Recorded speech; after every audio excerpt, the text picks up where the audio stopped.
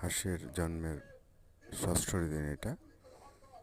তারপরে তাতে ঘর থেকে বের করে প্রথম বাইরে খাবার দেওয়ার দৃশ্য এটি। আশা করি আপনাদের ভালো লেগেছে। দোয়া করবেন এই হাঁসগুলার জন্য এবং আমার জন্য। আর ভিডিওটি ভালো লাগলে লাইক কমেন্ট শেয়ার করবেন। ধন্যবাদ সবাইকে। সবাই সুস্থ থাকুন, ভালো থাকুন।